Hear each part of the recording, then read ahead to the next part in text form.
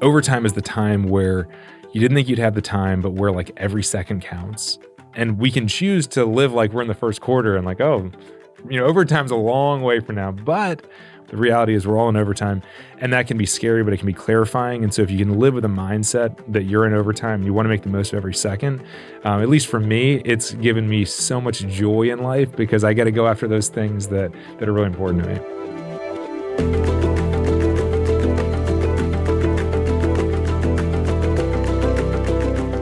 Welcome to The Other 80. I'm Claudia Williams.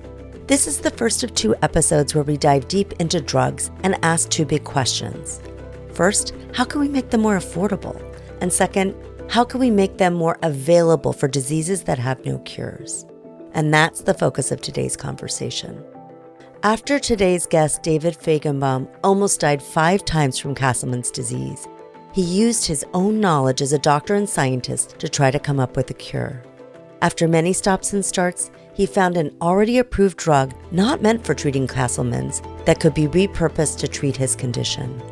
And now he's scaling that approach, repurposing drugs meant for other illnesses to help find cures for the 14,000 rare diseases that have no approved medications.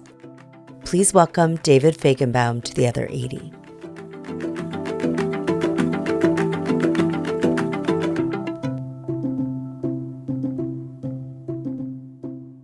Welcome to the show. Thanks so much for having having me. You. This is like fancy digs here we got here. But apparently this is your second and going on third time in one of these studios this week in New York. That's right, yes. Yeah. Well, welcome. Thank you. It was really fun to meet David. And one of the questions I asked him is whether he knew Matt Might. And Matt is one of my very favorite He's the people. best. So that endears you to me and hopefully to the audience as well. Matt's incredible. He's just the most amazing example of a rigorous scientist who is such an advocate for the right things to be done. And he's also, as you know, a family member of Bertrand, who of course passed from his rare disease. And Matt just inspires me so much. Yeah. You're the founder of Every Cure, which connects rare disease patients with repurposed drugs. And we'll get more into what that means.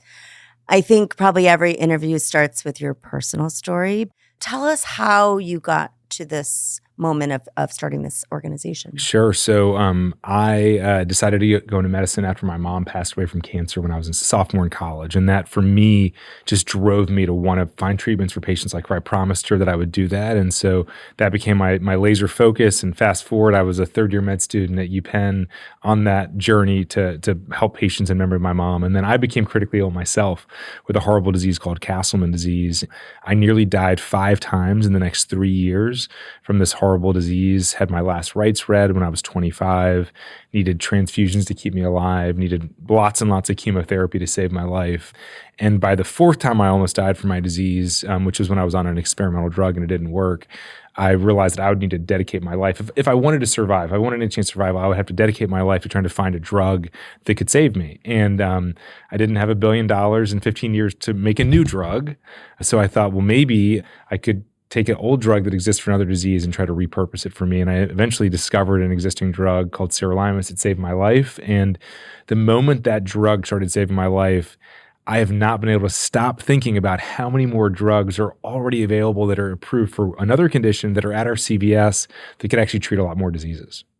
Let's dig into that a little bit. Sure. It sounds simple. What did you actually do? Sure. So I started storing blood samples on myself back in the middle of 2012 with the idea being that I was on chemotherapy at the time to try to keep my disease under control, but I was worried that I was going to relapse. And so I started storing blood samples every couple of weeks with the idea being that if I relapsed and if I survived, we could thaw those samples and then see if we could figure out what was going wrong in my immune system. So then we could maybe figure out, is there a drug that could save me? Because we didn't have enough data. Like so many rare diseases, there was very limited data. I know that's such a passion for you. Limited data about the disease. And the only way we could find a drug to save me is if I could generate some new data.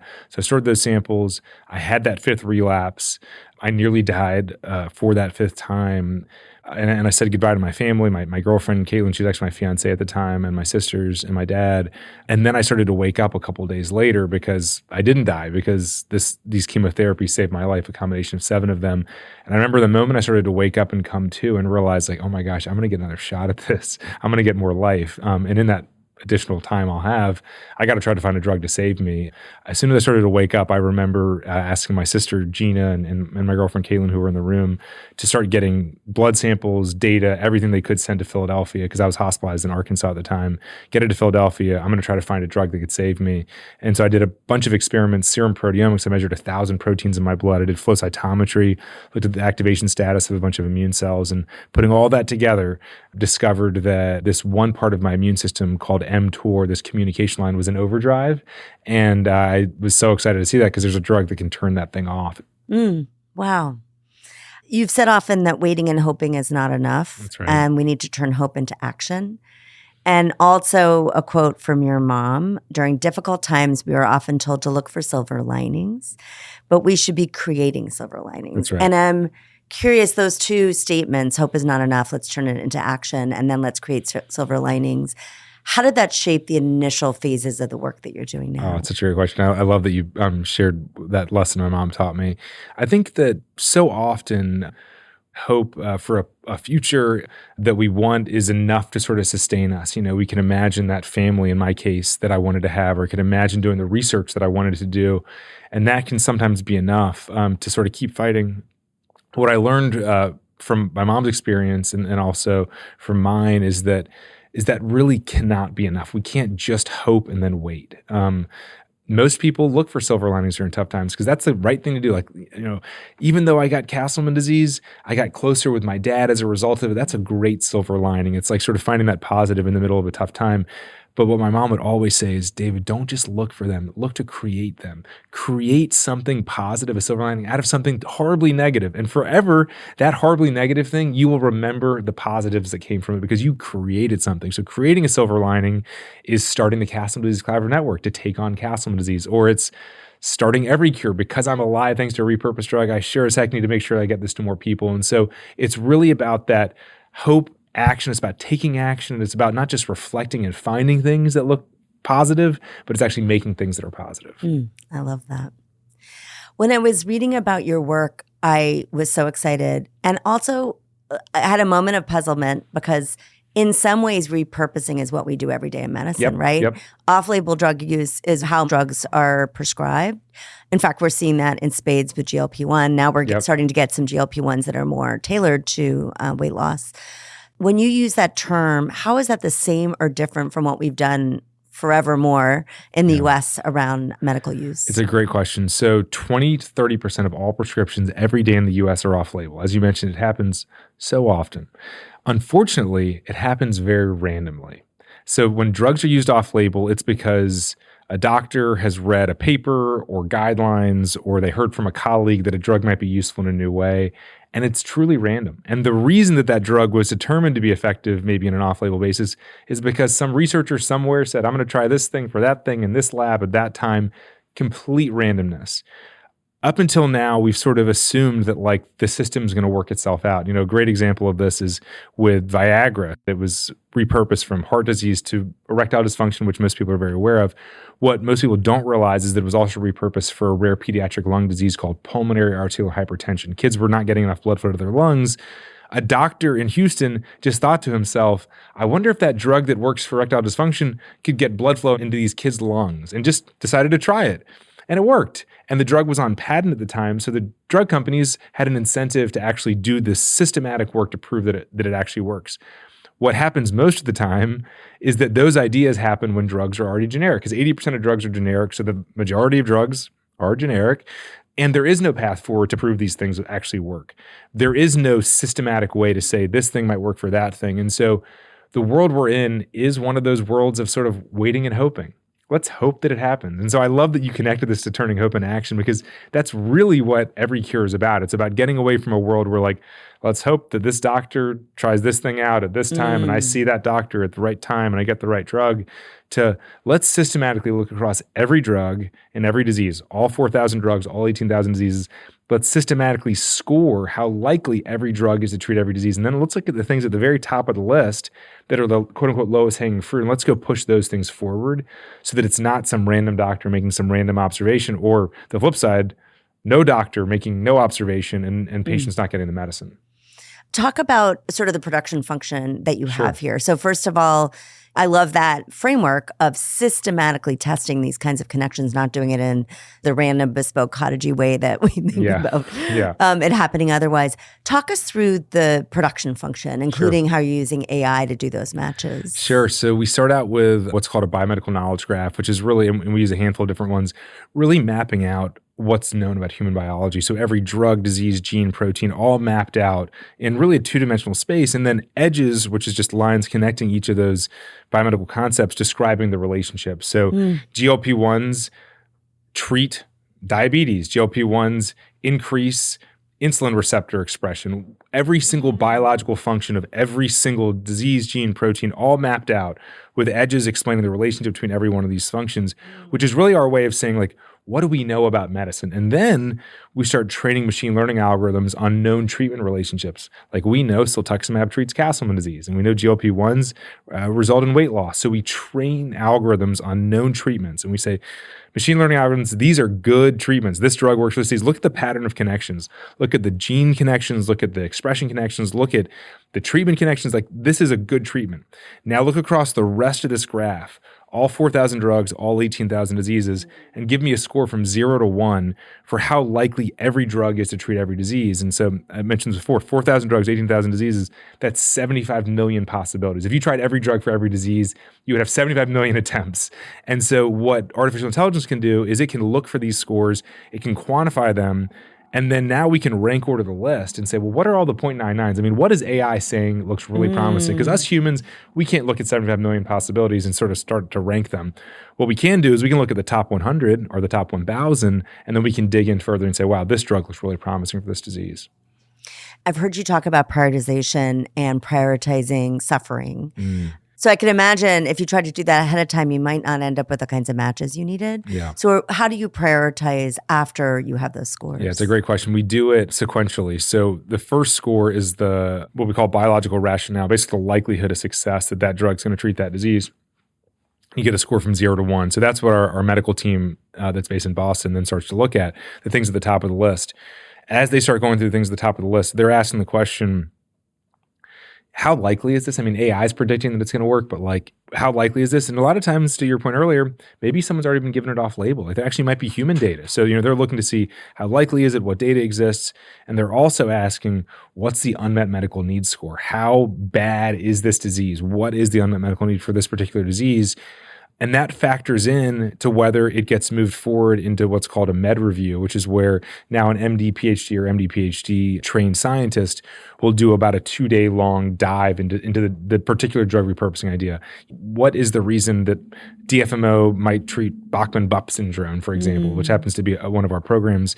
And then after those 2 days, it then gets represented to our medical team to say, based on what we've seen in these 2 days, is it worth spending the next 2 to 3 months really digging into this to really understand why would DFMO treat Bachmann-Bupp syndrome? And if we say so, they get working for the next 2 to 3 months, and then it gets presented to our scientific advisory council that looks at anywhere between 2 to 5 repurposing ideas a quarter, and then says, wow, this looks really promising. Let's move it forward. And we put together a proposal. Are we going to do lab work to really prove it works? Are we going to do clinical trials to demonstrate that it works in patients? Or in some cases, we actually come across cases where the trials and work have already been done. We just now need to get the word out about it. And so once it gets to our scientific advisory council, it's really the question of, is it going to get endorsed? And are we going to do the thing that we think needs to be done to fill the gap? I was particularly interested in that last group because there's a famous stat, which I don't actually know if it's been validated, that it takes 17 years to get a known practice into use in the US. Yeah. It feels like actually longer than that when I look at some of the things people suffer from. So that last mile is not about a scientific discovery. It's about changing practice, right? I feel like if we can crack that, all of the other stuff is easier because we actually aren't stuck in this halfway there mode. What have you learned about that? Yeah, it's a really good point. So I think that the 17 years for adoption, I think is really relevant when you consider all drugs for all diseases, which includes arthritis medications where there's 7 other arthritis medications that already exist. Or it includes maybe a birth control pill where there's already 15 other options. It's just how do you get the 16th one into practice? That 17-year time frame doesn't hold up when there are no drugs approved for that disease. It doesn't hold up when it's a deadly condition. Fortunately, doctors are a little quicker to start Yeah, using exactly. medicines when the patients are going to die from the disease, thankfully, and when there's nothing else. Yeah. So I think that's where we like to go. We like to go where there are no other treatments. We like to go to the diseases that are left behind, where there aren't treatments and there's major unmet need, which makes it easier for adoption. Still doesn't mean it's easy, but it's sure as heck a lot easier than trying to be the 17th blood pressure medicine than it is to be the first drug for a deadly disease. So it works. It does work. Yeah. I mean, one of my favorite examples is a disease called DATA2 syndrome. DATA2 is very rare, hundreds of kids diagnosed in the U.S. I don't even think it's in the thousands, maybe thousands worldwide, but very rare. DATA2 syndrome causes children to start having strokes at a very young age. It's horrible, and they have hundreds of strokes, and they often die in their teenage years because of the accumulated effects of having hundreds of strokes. It's horrible. About 20 years ago, almost 20 years ago, a doctor decided to try a TNF inhibitor that he had in his vial because he was treating one patient with vasculitis and he had another patient with DATA2 syndrome. And he thought, this patient with DATA2, they kind of look a little bit like my patient with vasculitis, and I've got some leftover TNF in my syringe. So I'm just going to try it in this patient with DATA2. And the patient stopped having strokes. This kid stopped having strokes. Didn't know why. It wasn't sort of like, I'm going to do this for any sort of good, like he didn't do proteomics. It was just, I'm going to try it out. It worked. Kid stopped having strokes. Started giving it to other kids that he had with DATA2. They stopped having strokes. It was about 10 years from this doctor doing this and helping kids in his clinic to an amazing doctor in Nashville, Tennessee named Chip Chambers, sadly having a couple kids that were born with DATA2 syndrome. And Chip heard about this TNF inhibitor that was helping and wanted to get his kids on it. And he started a movement. It's called the DATA2 Foundation, where basically he got physicians, researchers, patients, everyone working together. I was honored to be able to advise to come up with guidelines on how do you treat DATA2 syndrome. How do you get all the data together to prove that TNF inhibition works? He did that, got it together into guidelines, started getting the word out. Now every kid diagnosed with DATA2 syndrome gets a TNF inhibitor. And the reason this is important to point out is that when that doctor started using it almost 20 years ago, and then a couple doctors here and there started using it, that's the old way that information got disseminated, where it was just random chance. Oh, I met this doctor at this conference, and she tried it here, so I'm going to try it there. And in the meantime, hundreds of kids are dying from strokes that are totally preventable. Like hundreds, probably thousands over the course of those 10 years. Thousands of kids are dying from strokes, while the world knows that a TNF inhibitor could be helpful, but the doctors who treat them don't know it. And so to your point, how do you bridge that gap? Well, you bridge that gap with someone like Chip Chambers, or in this case, like Every Cure, where we actually do the proactive work to get the data together, to develop guidelines, to email and call and Facebook message and post as much as we can, so that way no kids don't get this medicine when there's something that can help them. I think it's been 14 drugs so far. That's right. Is that correct? That's right. So for those 14 drugs that you've repurposed and you've identified a known treatment pathway, is it generally the clinicians that find out about it, or is it often the patients themselves? It's both. It's both. I think that at the end of the day, as you know, in our healthcare system, the clinician is the one who's going to write the script. And so the clinician has to believe in the data. They have to trust the pros, the cons. They have to really understand it. And so the real quote unquote gatekeeper is the physician. However, patients have some agency in our healthcare system too, and they get to decide and talk about, whether they're going to take the medicine, or maybe they can advocate for themselves or their loved ones. And so in some of those conditions, DATA2 is a good example. Chip didn't just reach out to doctors. He made sure that there were Facebook ads and social media posts that helped to find a lot of patients and their families, and their patients and those families went to their doctors and said, hey, take a look at this paper. When you've got a great article, and then you can also do sort of this guerrilla sort of marketing to patients, I think that's really what you need. And those disease groups can be so powerful and so activated. So powerful. These groups they're run by parents of kids with these horrible diseases. So you've repurposed 14 drugs, and your goal is to repurpose 15 to 25 treatments by 2030. It's almost 2026. And so I'm just curious what your path is going to be to scale to that number. Yeah. and then eventually to the thousands of other ones that you want to do?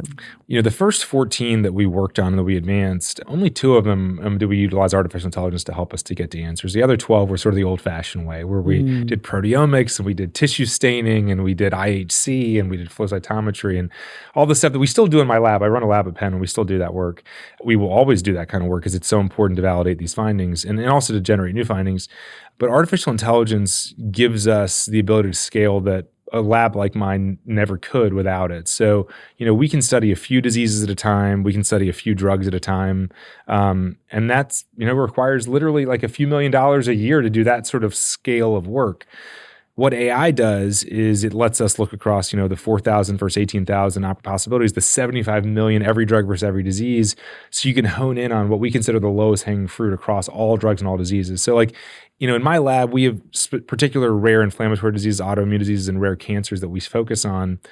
There may or may not be a drug out there that could treat one of those diseases we're working on.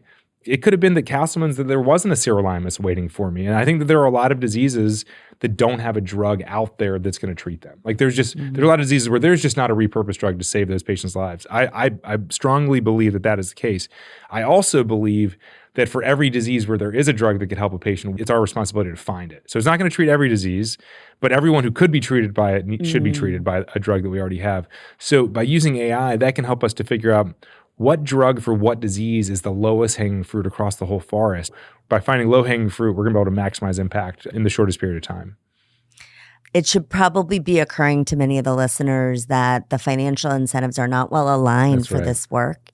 That if you're a pharma company, you get a lot more by producing a new drug that will be under patent than you do by repurposing generic drugs that are off patent.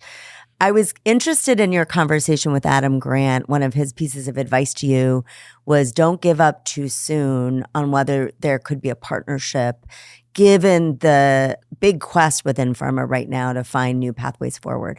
So I have 2 questions around incentives. One is, what could that look like? And the second is, if you discounted that, what would be other pathways to making the economics work? Great question. So 80% of drugs, as I mentioned earlier, are generic. Once a drug is generic, or even when it's approaching becoming a generic drug, that means that there's going to be multiple manufacturers for the drug. The price is going to plummet. So for a given drug, there might be 10 generic manufacturers of the same drug. So now you've divided the market by 10. So each company is going to make 1/10 of what they used to, what maybe the original innovator made. And the price is going to plummet maybe to 10% of the price before. So now if you were the original innovator, now you're making 1/10 of 1/10. So you're making 1% of what you were making when the drug's on patent. That is not profitable whatsoever. And so you're not bringing any dollars in. And even if you were to double the sales of your drug because you found a new disease area, now you've gone from 1% to 2% of what you got before. Okay. Right. So you've doubled sales because you found a new disease area and now you're making 2% of what you made the previous year. So there's no incentive whatsoever for our system at all to find a new use for a generic drug. Zero incentive. So, as a result of that, you can probably guess. There's never been a single example of a generic drug that's gone on to get a new disease added to its label. Isn't that incredible? I mean, There's not a single example. I do have examples where it's gone off patent and then they try to get a new patent for a new indication. Of course. We have that all the time. Because that's what our system incentivizes. And so, so a drug that's off patent, you can find a new dose, a new formula, you go through the 505(b)(2) pathway. It makes sense. And it's not that anyone's evil or people are holding things back. That's just what our system incentivizes. So no one ever goes through the process to find a new use for an existing medicine that's generic. Instead, we find new doses and new formulas of old medicines, and then we make them new medicines. And the old medicines get sort of pushed aside. So when you have a system like that where 80% of your medicines, there's no incentive to find a new use, but the 20% that are on patent are big dollar amounts, and whatever number it is that are in development have the potential to be big dollars, companies can't justify spending tens of millions of dollars or even single millions of dollars on an old generic drug. So they spend zero. So that's sort of the system that we're fighting against, which is a really tough market. But then to Adam's point and to your point, how can we work with pharmaceutical companies? I'm really, after my conversation with Adam, he always makes me feel optimistic.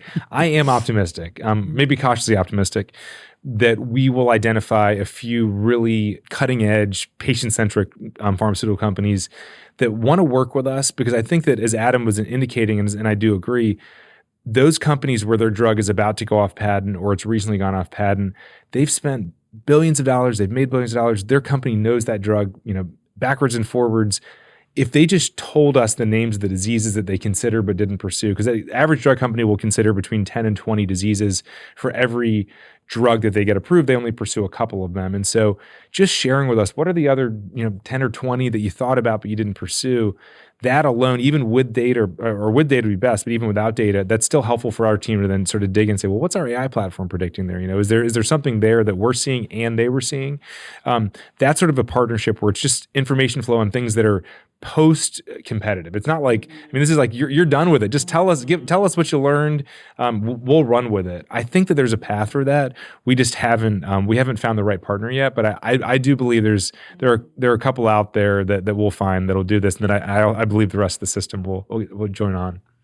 On the other hand, for anyone looking to bring more health at a lower cost, whether that's a Kaiser or some health systems are motivated by that, not all of them.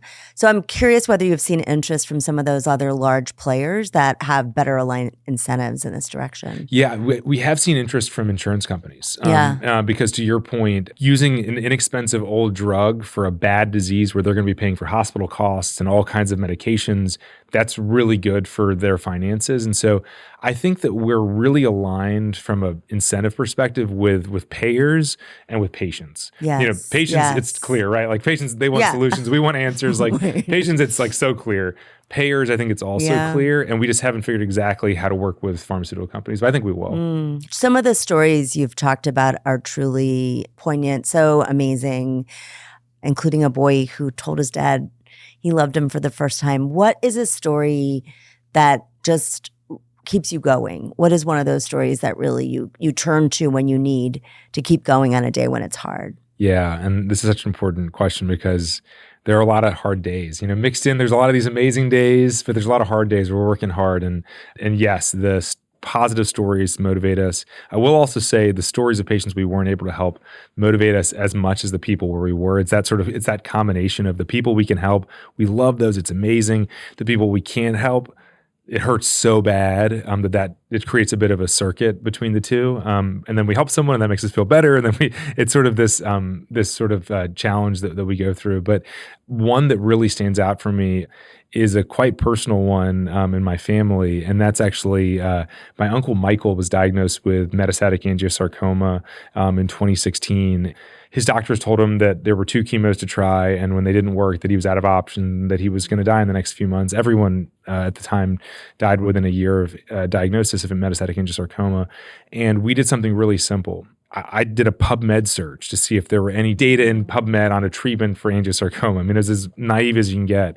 But I found that there was a study published 3 years earlier in a journal that showed that there were 5 patients where their tumors from angiosarcoma patients were stained for PD-L1 expression.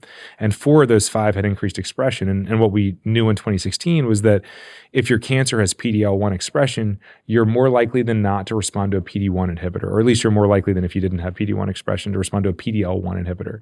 PD-L1 inhibitors at the time were approved for melanoma and for lung cancer. They'd never been used for angiosarcoma. But I talked to his doctor and said, well, first off, we got the study done. And then I said, would you prescribe it? He said, never been used before. I'm not going to prescribe it. So anyway, we got it. We got Michael on the medicine and he had the most amazing response to it. Literally within weeks, his tumors were gone. Basically, his immune system destroyed them because that's how PD-L1s work. His immune system got them under control. A year ago, last September, was 8 years from his diagnosis, and he walked his son down the aisle on his wedding day, my cousin, Philip.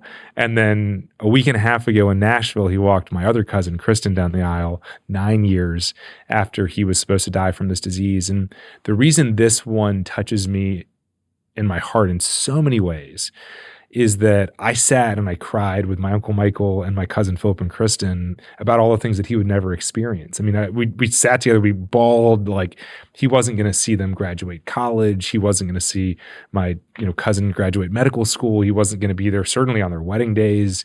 And so one is that I felt the pain of what they were going through because it was pain I was going through. Also, it's so motivating for me because this study had already been done. We didn't even have to do a study. The data was already there.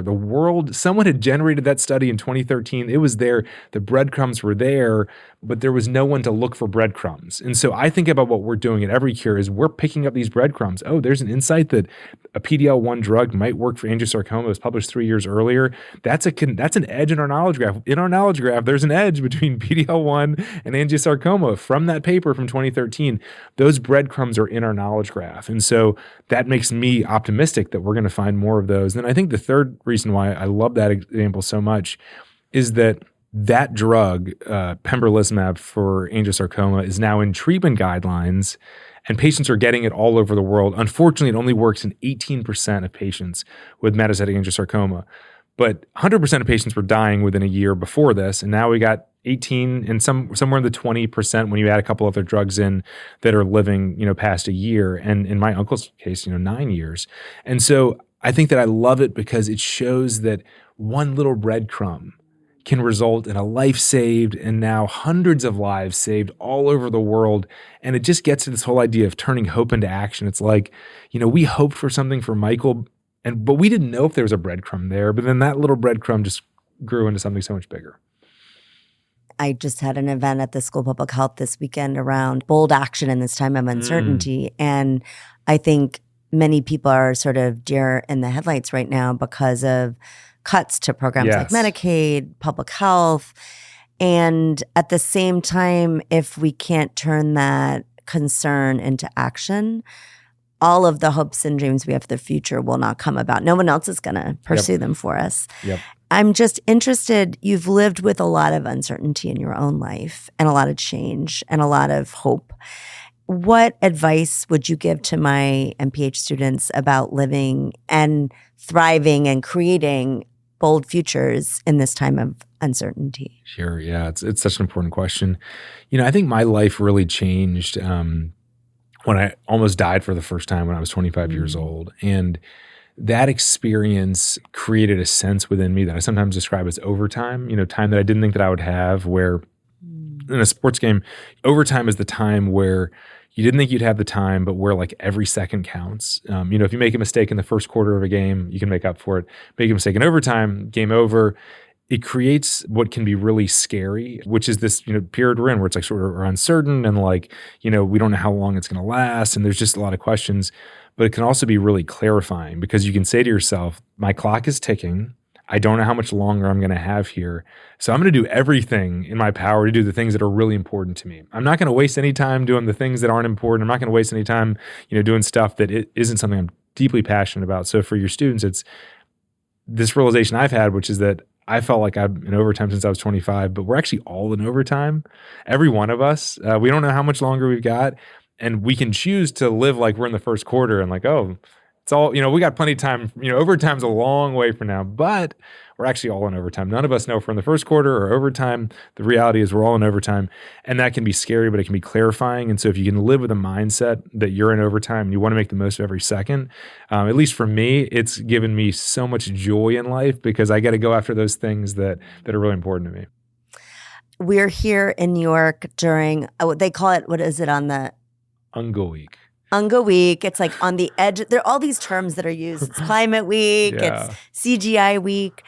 If you could have the attention of everyone who's running around like crazy on the streets today for 30 seconds, what is one thing you would share with them?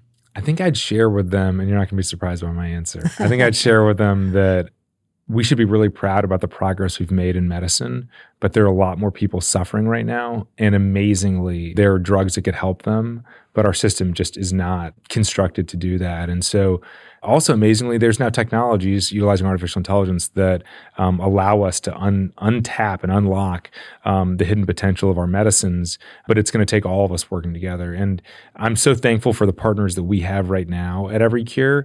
We're making tremendous progress. We got a 50-member team. We've got the best AI team in the world. We got the best medical scientists. We're driving forward research. We're helping patients, but there's a long way to go.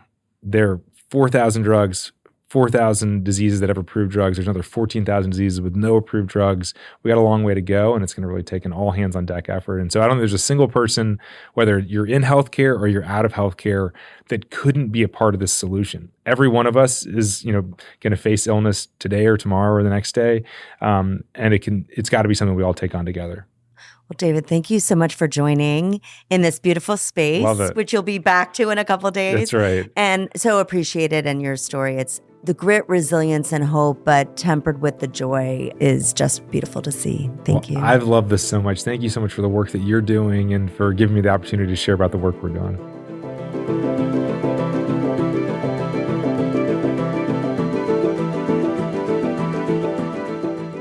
David's story is incredibly inspiring and captivating, but also so frustrating.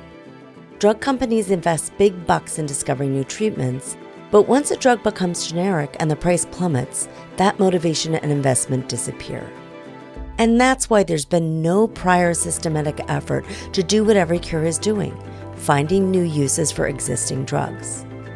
While David has not given up on partnering with pharma, so far he hasn't seen any movement.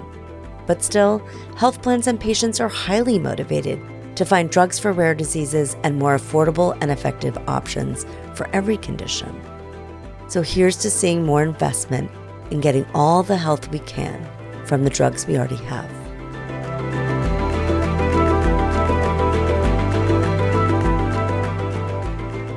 This podcast was created by me, Claudia Williams. My podcast producer is Avery Moore-Kloss.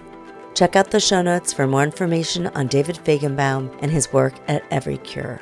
There's more information on my background, this podcast, and our guests on our website, www.theother80.com. Until next time, I'm Claudia Williams.